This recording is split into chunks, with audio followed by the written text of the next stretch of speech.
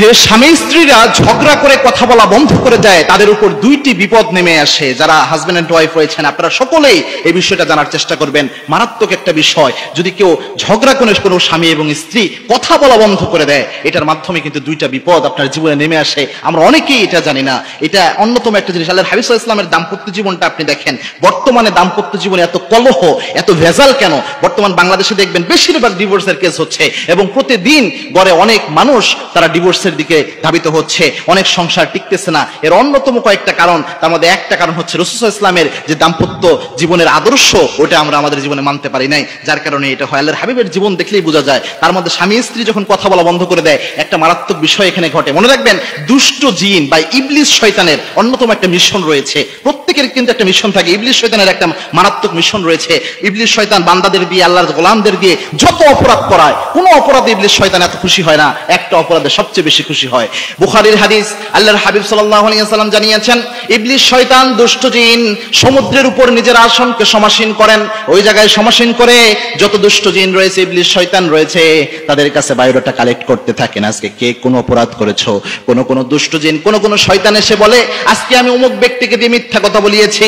কেউ এসে বলে, অমুক ব্যক্তিকে দিয়ে আমি হত্যা করিয়েছি। কেউ এসে বলে, অমুক ব্যক্তিকে দিয়ে আমি জিনা করিয়েছি। এরকম একটা অপরাধ যখন দুষ্ট জিন ইবলিস শয়তানের সর্দারের সামনে বলা হয়, ইবলিসের সামনে বলা হয়, তখন তিনি কোনোটাই এত বেশি খুশি হন না।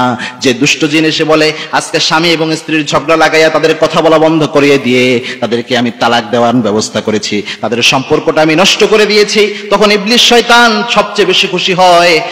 খুশি হয়ে তখন সমস্ত শয়তানের মধ্যে তাকে পুরস্কৃত করে ফেলে, সমস্ত শয়তানের মধ্যে তাকে পুরস্কৃত করে। বুখারীর হাদিস অত্যন্ত সহিহ সূত্রে বর্ণনা এসেছে। সুতরাং স্বামী স্ত্রী যদি ঝগড়া করে কথা বলা বন্ধ করে, একটা পর্যায়ে দুষ্ট জিন চেষ্টা করে, এই যে একটা সুযোগ পাওয়া গিয়েছে, কথা বলা বন্ধ করেছে, এই জায়গাটা কিভাবে এদেরকে এই সংসারটা নষ্ট করে তালাক দেওয়ার ব্যবস্থা করা যেতে পারে। কেননা তারা বসেই থাকে যে ইবলিস শয়তানদের যে সর্দার রয়েছে তার কাছে পুরস্কার নেওয়ার জন্য, যে সংসারটা আমি নষ্ট করে দেব। সুতরাং যখনই ঝগড়া লাগবে স্বামী স্ত্রীর জীবনে, কখনো কথা বলা বন্ধ করবেন। আল্লাহর হাবিবের জীবনটা দেখেন, এক নাম্বার ক্ষতি আপনার এখানে হচ্ছে যে এখানে ইবলিস শয়তান আপনাকে টার্গেট করে নিবে যে আপনাদের জন্য সংসার নষ্ট হয়। দুই নাম্বার একটা মারাত্মক ক্ষতি আল্লাহর হাবিব জানিয়েছেন, কেউ যদি কথা বলা বন্ধ করে দেয়, তাহলে ওই যত সময় কথা বলা বন্ধ করে দিবে, শরীরে কোনো বড় ধরনের ওজর ছাড়া যতক্ষণ কথা বলা বন্ধ করে রাখবে, তাহলে ততক্ষণ পর্যন্ত ফেরেশতারা লানত নাজিল করতে থাকে। এজন্য ওই স্বামী স্ত্রীদের উপর আল্লাহ লানত নাজিল হতে থাকে যখন তারা কথা বলা বন্ধ করে রাখে।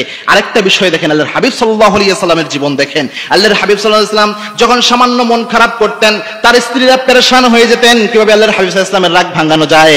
আবার স্ত্রীরা যদি কখনো অভিমান করতেন, কখনো মন খারাপ করতেন, আল্লাহর হাবিব সাল্লাল্লাহু আলাইহি ওয়াসাল্লাম নিজেও পেরেশান হয়ে যেতেন কিভাবে স্ত্রীর মনকে ভালো করা যায়। কখনো আল্লাহর হাবিব সাল্লাল্লাহু আলাইহি ওয়াসাল্লাম তার স্ত্রীর সাথে কথা বলা বন্ধ করে দেন নাই। দুই একটা ঘটনা পাওয়া যায়, তবুও যত দ্রুত সম্ভব আল্লাহর হাবিব সাল্লাল্লাহু আলাইহি ওয়াসাল্লাম তাদের মনকে সন্তুষ্ট করে ফেলেছেন। আল্লাহ রাব্বুল আলামিন রাসূলকে একমাত্র আদর্শ হিসেবে মেনে আমাদের পরিবারগুলোকে রাসূলের সুন্নাহ অনুযায়ী সাজানোর তৌফিক আল্লাহ আমাদের সকলকে দান করুন। আল্লাহুম্মা আমিন।